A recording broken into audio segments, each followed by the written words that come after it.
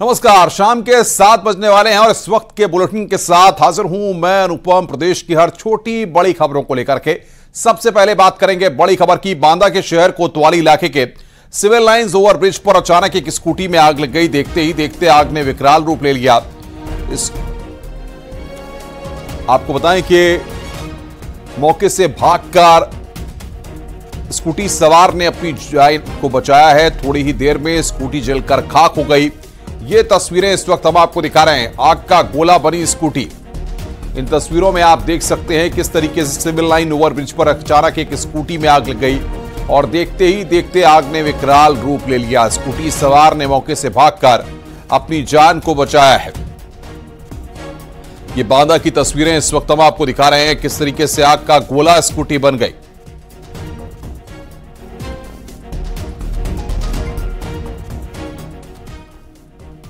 खबर गोंडा से है। पुलिस चौकी के सामने सुतली बम फेंके गए। ताबड़तोड़ 3 सुतली बम फेंकने से दहशत फैल गई। सुतली बम दागने की घटना सीसीटीवी कैमरे में कैद हो गई है।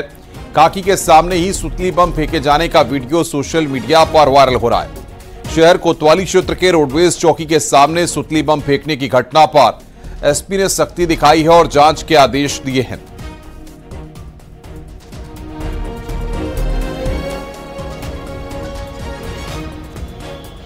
जनपद गोंडा से संबंधित एक वीडियो सोशल मीडिया पे वायरल हो रहा है, जिसमें ये बताया जा रहा है कि चौकी इंचार्ज और चौकी के सामने सुतली बम फोड़ा गया दहशत फैलाने के लिए। इसके संबंध में स्पष्ट करना है कि ये दीपावली के दौरान कहीं पर आतिशबाजी का ये सीन है उसमें, और इसमें जांच की गई है। किसी चौकी या चौकी इंचार्ज के सामने ऐसा कोई जो है दृश्य नहीं पाया गया है। फिर भी इस पूरे वीडियो की जांच कराई जा रही है और जहां भी जैसा भी होगा उसमें कार्रवाई की जाएगी।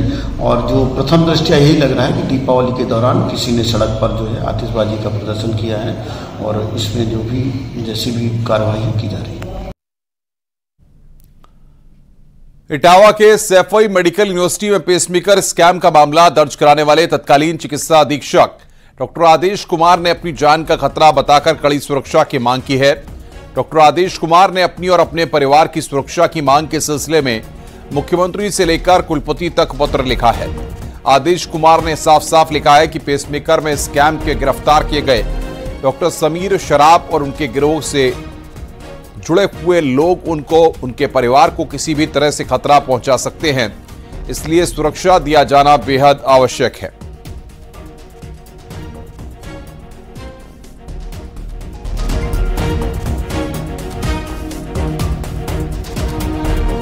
अभी देखिए मेरे संज्ञान में नहीं आया है और अभी आपने दिखाया है, क्योंकि मेरे पास एप्लीकेशन अभी पहुंची नहीं है, मेरे ऑफिस से पहुंची है अभी।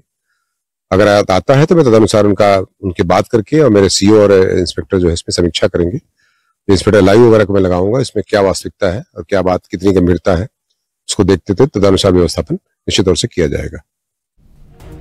इटावा में पेसमेकर घोटाले की एफआईआर दर्ज कराने वाले तत्कालीन सीएमएस डॉक्टर आदेश कुमार ने अपनी और अपने परिवार की जान का खतरा बताते हुए सुरक्षा की मांग की है।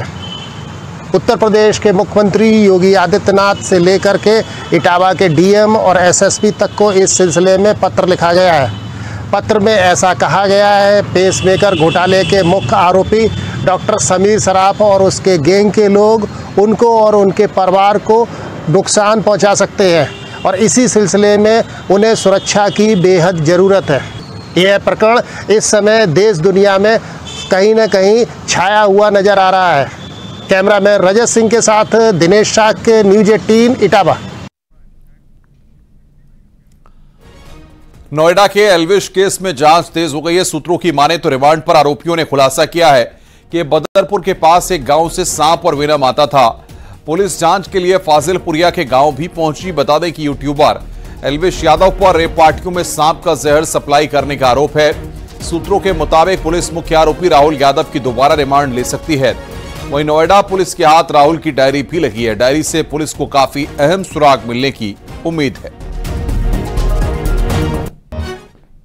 एल्विश मामले में नोएडा पुलिस ने 5 आरोपियों की रिमांड ली थी। रिमांड के दौरान नोएडा पुलिस को कई अहम सबूत हाथ लगे और जिसमें सबसे अहम है वो डायरी, जिस डायरी का जिक्र किया जा रहा है वो राहुल के पास से बरामद की है। आपको बता दें उस डायरी में कई आयोजनों का जिक्र है। इसके अलावा कई लोगों का नाम भी है। अब नोएडा पुलिस ने 2 टीमों का गठन किया है। एक टीम उन नामों पर जांच कर रही है, उनसे संपर्क करने की कोशिश कर रही है, तो वहीं दूसरी तरफ ये पार्टियां जहां हुई हैं वहां पर पहुंचकर वहां से एविडेंस कलेक्शन का काम करेंगी। फिलहाल लगातार ऐसा माना जा रहा है जैसे जैसे तफ्तीश आगे बढ़ रही है एल्विश की मुश्किलें भी बढ़ रही हैं। दूसरी तरफ नोएडा पुलिस ने आज रिमांड के लिए दोबारा अप्लाई कर दिया है। मुख्य आरोपी जिसके पास से डायरी बरामद हुई थी राहुल, उसकी रिमांड के लिए अप्लाई कर लिया और कल इस पूरे प्रकरण में सुनवाई होनी है। फिलहाल नोएडा पुलिस की जांच आगे बढ़ रही है और ऐसा माना जा रहा है कि आने वाले वक्त में एल्विश की मुश्किलें बढ़ सकती हैं। कैमरामैन योगेंद्र के साथ हिमांशु शुक्ला, न्यूज़ 18 नोएडा। और इधर नोएडा से बड़ी खबर आ रही है। एल्विश केस में कोर्ट पहुंची है पुलिस। मुख्य आरोपी राहुल की रिमांड के लिए पहुंची है पुलिस। कल मामले में सुनवाई होगी। आरोपी राहुल के पास से एक डायरी भी बरामद हुई है। बड़ी खबर हम आपको बता रहे हैं। राहुल की रिमांड के लिए पुलिस पहुंची है। कल मामले में सुनवाई होगी। ये इस वक्त की बड़ी खबर हम आपको बता रहे हैं। एल्विश केस में कोर्ट पहुंची है पुलिस। इस वक्त की बड़ी खबर।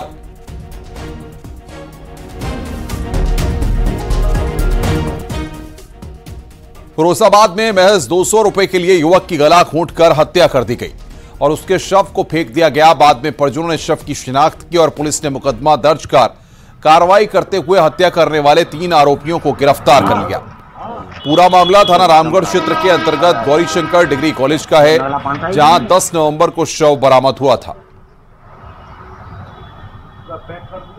देखिए, कल रात्रि में एक बाइक पे 7 लोग बैठ के जा रहे थे और पुलिस ने उन्हें चेक किया। उसके बाद उन्हें पकड़ के ले गई तथा उनके विरुद्ध MB एक्ट के सुसंगत प्रावधानों के अंतर्गत कार्रवाई की गई है। अगर चरपहिया वाहन चल रहे हैं तो सीट बेल्ट का प्रयोग करें। जो भी हमारे ट्रैफिक के रूल्स और रेगुलेशंस हैं उनका अक्षरशः पालन करें, जिससे कि दुर्घटनाओं में कमी आ सके। हरदोई में बाइक और पिकअप की टक्कर में 2 लोगों की मौत हो गई, जबकि एक युवक घायल हो गया है। एक बाइक पर सवार होकर 3 लोग हरदोई से जहानी खेड़ा की तरफ जा रहे थे। इसी दौरान सामने से आ रहे तेज रफ्तार डाले ने टक्कर मार दी। 2 युवकों की मौत हो गई है। हादसे की सूचना पर पुलिस मौके पर पहुंची। पुलिस ने दोनों शव पोस्टमार्टम के लिए भेज दिए हैं, जबकि घायल युवक को इलाज के लिए अस्पताल में भर्ती कराया गया है। थाना क्षेत्र पिहानी में हरैया पुल के पास एक मोटरसाइकिल पे 3 सवार व्यक्ति थे जो कि पंडरवा की तरफ जा रहे थे और पिकअप डाला से टक्कर होने में तीनों लोग गंभीर रूप से घायल हो गए, जिनको CSC पिहानी ले आया गया। वहाँ पे 2 व्यक्तियों की मृत्यु हो गई। एक गंभीर अवस्था में हरदोई जिला चिकित्सालय के लिए रेफर है। मुजफ्फरनगर में दिल्ली देहरादून हाईवे पर आज सुबह तेज रफ्तार कार आगे जा रहे ट्रक से टकरा गई। हादसे में कार सवार 6 लोगों की मौत हो गई है। घटना की सूचना पर पुलिस मौके पर पहुंची। पुलिस ने कड़ी मशक्कत कर शव को कार से बाहर निकाला और पोस्टमार्टम के लिए भेजा है। कार सवार सभी लोग दिल्ली के शाहदरा के रहने वाले थे।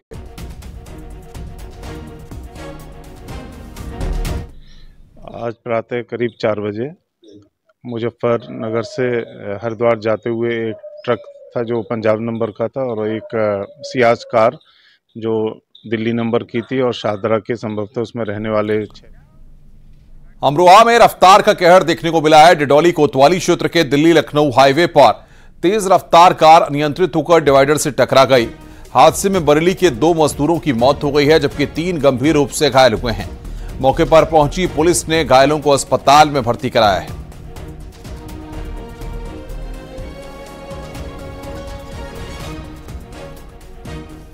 खबर मथुरा से है। पुलिस ने नवजात बच्चों को बेचने वाली महिला और 2 साधु वेशधारियों को गिरफ्तार किया है। आरोप के मुताबिक गैंग के सदस्य पुलिस ने इनके पास से 2 दिन की बच्ची को रिहा कराया है। आरोप है कि ये लोग लाखों रुपए लेकर बच्चों को बेचते थे। बताया जा रहा है कि लड़के मांगने पर 4 लाख रुपए और लड़की मांगने पर 1,80,000 रुपए की डिमांड की गई। गिरोह के तीनों लोग जब नवजात को लेकर कोतवाली क्षेत्र में निर्धारित जगह पर पहुंचे तो पुलिस ने तीनों को गिरफ्त में ले लिया। बच्ची को राजकीय शिशु सदर में भेज दिया गया है। नवजात बच्चों की तस्करी का मामला सामने आया है। इसमें 3 अभियुक्त गिरफ्तार किए गए हैं, जिनके नाम धर्मेंद्र, श्याम और एक महिला अभियुक्ता भी है जो एक हॉस्पिटल में नर्स है, ये सभी आगरा के रहने वाले हैं। इसके बारे में सूचना सोशल मीडिया के माध्यम से प्राप्त हुई थी, जहां पे सोशल मीडिया प्लेटफॉर्मों का ये गैंग इस्तेमाल करता था और 4 लाख रुपए में नवजात बालक और 2 लाख रुपए में नवजात बालिकाओं को ये लोग बेचते थे। बालिकाओं को ऐसे दंपत्ति से ये हासिल करते थे जिनकी कई बच्चियां हो गई हों या जो पालन पोषण नहीं कर सकते या अन्य किसी कारण से, और उसको ये ज़रूरतमंद जिनको संतान नहीं होती थी उनको ये बेचा करते थे। कानपुर में 2 दिन पहले हुई मारपीट के आरोपी का वीडियो सामने आया। वीडियो में मारपीट का आरोपी पुलिस के सामने बैठकर माफी मांगते हुए दिख रहा है। दरअसल इस युवक ने दोस्तों के साथ मिलकर नशे की हालत में एक युवक को बेरहमी से पीटा था। इसका वीडियो वायरल हुआ था। वीडियो का संज्ञान लेकर पुलिस ने आरोपी के घर 16 बार दबिश दी, जिसके बाद आरोपी खुद थाने पहुंच गया और दोबारा ऐसी गलती न करने की माफी मांगने लगा। हालांकि पुलिस ने आरोपी को गिरफ्तार कर जेल भेज दिया है और उसके साथियों की तलाश में जुटी हुई है।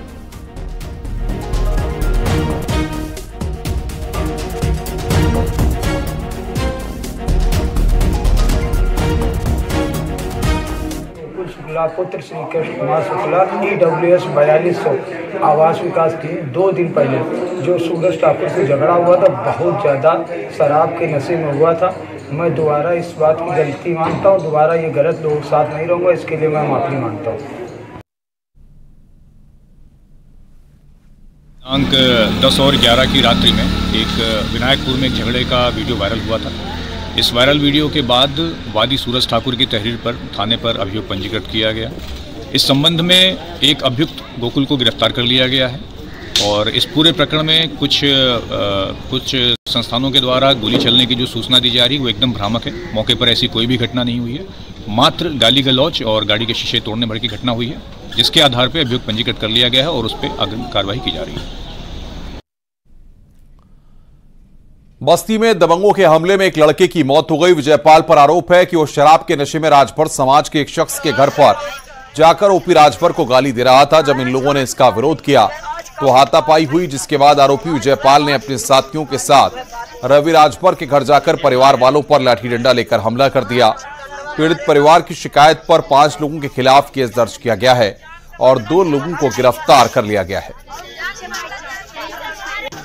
2 पक्षों में विवाद हुआ था, जिसमें से एक पक्ष के विजयपाल सिंह मृतक रवि राजभर के घर के पास आकर के शराब के नशे में गाली गलौज कर रहे थे, जिस पर उनके परिवार द्वारा इस पर आपत्ति व्यक्त की गई और इसको लेकर कुछ हल्का विवाद वहां हुआ।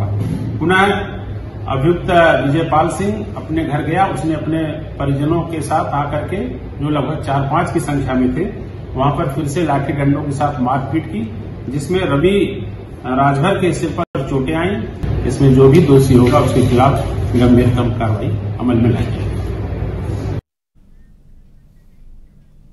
कौशाम्बी जिले में पत्नी से विवाद के बाद पति ने कमरा बंद कर फांसी लगा ली। पति के फांसी लगाए जाने से आहत पत्नी ने भी फांसी लगा ली। पुलिस ने शव को कब्जे में लेकर जांच पड़ताल शुरू कर दी है। घटना कोखराज थाना क्षेत्र के भरवारी कस्बे की है। भरवारी क्षेत्र के अंतर्गत पति और पत्नी के मध्य विवाद का एक प्रकरण संज्ञान में आया है, जिसमें पति क्षुब्ध होकर के फांसी लगा लिया है, जिसकी मौत हो गई है। इसी घटना से आहत होकर के पत्नी ने भी सुसाइड करने की कोशिश की, लेकिन पुलिसकर्मियों के द्वारा उसको बचा लिया गया है। मौके पर शांति व्यवस्था कायम है, अन्य आवश्यक विधिक कार्रवाई की जा रही है। खबर मथुरा से है। युवक की पत्थर से सिर कुचलकर हत्या कर दी गई। मृतक के सिर में गंभीर चोट लगी है और मौके पर देसी शराब के पाउच मिले हैं। बरसाना इलाके में यह वारदात हुई है। गोवर्धन थाना पुलिस ने शव को कब्जे में कर पोस्टमार्टम के लिए भेजा है। पुलिस और फॉरेंसिक की टीम मामले की तफ्तीश में जुट गई है।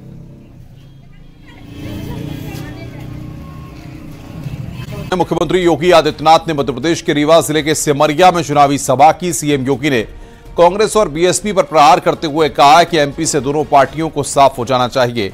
सीएम योगी ने कहा कि अयोध्या में भव्य दीपोत्सव मनाया गया, जबकि कांग्रेस सरकार में ऐसी दिवाली की कल्पना नहीं की जा सकती थी। सिमरिया में सभा के बाद सीएम करीब 1.5 किलोमीटर तक रोड शो करते हुए भी दिखे। दीपावली हर ओर उल्लास था, उमंग था, और अयोध्या के दीपोत्सव को देखा कि नहीं देखा? देखा ना? कैसा लगा? अच्छा लगा? आप बताइए, अगर कांग्रेस होती तो क्या अयोध्या में दीपोत्सव का कार्यक्रम होता क्या? और अयोध्या में अब तो भगवान राम का मंदिर भी बन रहा है ना? क्या कांग्रेस होती तो क्या राम मंदिर बन पाता क्या? भाइयों बहनों, कांग्रेस आपकी आस्था का सम्मान नहीं कर सकती, कांग्रेस आपको सुरक्षा नहीं दे सकती, कांग्रेस आपका। मध्य प्रदेश चुनाव प्रचार में उतरे अभिनेता और कांग्रेस नेता राज बब्बर ने समाजवादी पार्टी को लेकर एक दर्द साझा किया है। राज बब्बर ने कहा कि समाजवादी पार्टी में मेरे साथ जो हुआ वो बीते कल की बात है। और क्या उन्होंने कहा, आइए सुनते हैं। जनता दल से शुरुआत होती है, फिर समाजवादी पार्टी आती है, फिर कांग्रेस आती है। क्या फर्क राज बब्बर की राजनीति में और पर्सनल जीवन में राजनीति में आने के बाद हुआ है? देखिए, मैंने कभी भी जनता दल का मैं सदस्य नहीं रहा, मैंने उनके लिए प्रचार किया। समाजवादी विचारधारा से मैं बचपन से जुड़ा हूं। मैं लोहियाइट समाजवादी युव जनसभा से हूं और मैं सदस्य समाजवादी का भी नहीं था, लेकिन मैंने प्रचार में जब गया तो उन्होंने मुझे सांसद राज्यसभा दे दी। और उसके बाद में क्या वजूहात थे वो अब सामने ना रहा, वो नहीं बोलना चाहिए। उन्होंने मुझे पार्टी से मुझसे इस लायक नहीं समझा और मैं क्योंकि जिस विचारधारा के साथ में जुड़ा था, मैं गांधीयन विचारधारा के साथ में और उस भाईचारे के साथ में जुड़ा हूं जो बचपन से ही जो सीखा है मैंने, और वही वजह थी मेरे पास में जो कांग्रेस थी सामने, और कांग्रेस मैंने किया और मैं कांग्रेस में ही हूं। दिल्ली में प्रदूषण को लेकर बीजेपी सांसद गौतम गंभीर ने केजरीवाल सरकार पर निशाना साधा। गौतम गंभीर ने कहा कि पिछले 9 साल में दिल्ली सरकार ने कोई मशीन नहीं खरीदी है।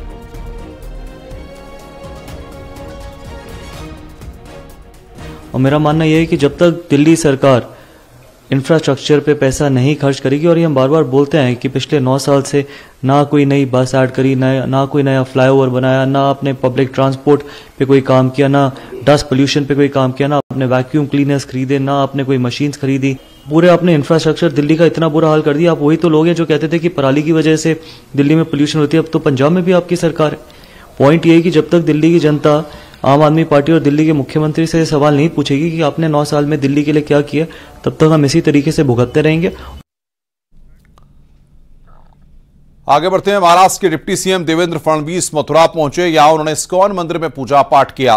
वो विशेष गोवर्धन पूजा में भी शामिल हुए। बता दें कि डिप्टी सीएम फडणवीस परिवार सहित 2 दिन की धार्मिक यात्रा पर मथुरा आए हैं।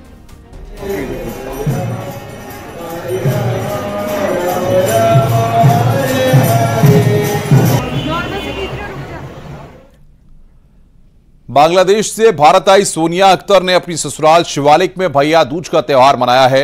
सोनिया ने सुप्रीम कोर्ट के वकील डॉक्टर एपी सिंह के दिल्ली आवास पहुंचकर उन्हें तिलक किया और सुखद दाम्पत्य जीवन का आशीर्वाद लिया।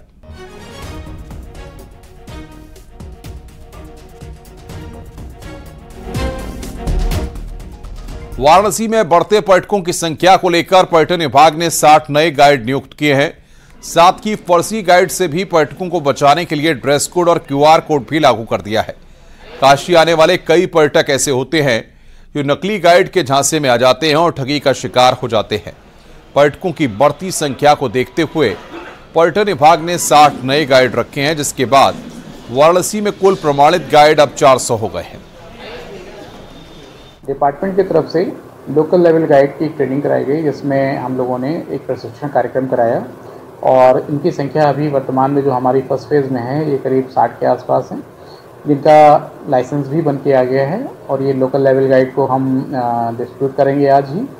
और इनकी एक ड्रेस कोड होगा, जो भी गाइड होगा उसका एक ड्रेस कोड होगा और इनको एक क्यूआर कोड के साथ आइडेंटिटी कार्ड दिया जाएगा। ये टूरिस्ट की हेल्प के लिए होंगे। और आज की डेट में गाइडों की संख्या भी हमने बढ़ाई है ट्रेनिंग करा के। कुछ नए गाइड्स हैं जो गवर्नमेंट ऑफ इंडिया की तरफ से हैं। कुल गाइडों की संख्या आज की डेट में बनारस में करीब 300 से 400 के हैं। तो पर्यटन विभाग ने नियुक्ति की है गाइडों के लिए ड्रेस और क्यूआर कोड। फर्जी गाइड से बचाने के लिए यहां पर यह किया गया है। वाराणसी में लगातार पर्यटक बढ़ रहे हैं, ऐसे में इसको देखते हुए यहां पर एक कदम उठाया गया है। तो गाइडों के लिए ड्रेस और क्यूआर कोड यहां पर रखा गया है। 60 नए गाइड नियुक्त किए गए हैं।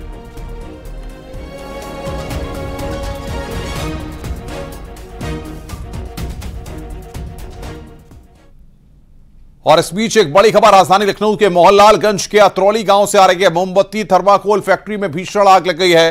फायर ब्रिगेड की 3 गाड़ियां आग बुझाने में जुटी हुई हैं। एक्सक्लूसिव तस्वीरें आप न्यूज 18 पर देख रहे हैं। सबसे पहले इन तस्वीरों को हम आपको दिखा रहे हैं।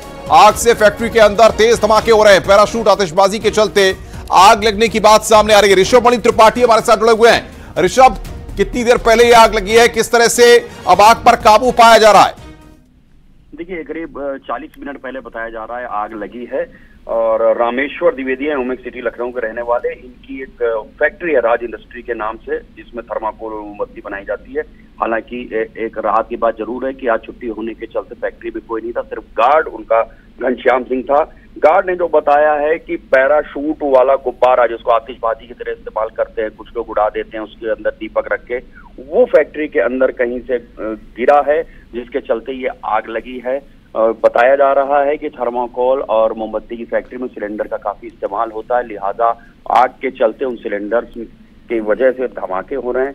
फायर ब्रिगेड की 3 गाड़ियां मौके पर मौजूद हैं और आग पर काबू। बिल्कुल ऋषभ, बहुत बहुत शुक्रिया आपका हमारे साथ जुड़ने के लिए। दमकल की 3 गाड़ियां मौके पर है और आग पर काबू पाने की कोशिशें लगातार की जा रही हैं। इस बड़ी खबर पर लगातार हम बने हुए हैं। जो भी अपडेट आएगा दर्शकों तक पहुंचाएंगे। फिलहाल रुक रहे हैं यहां पर ब्रेक के लिए।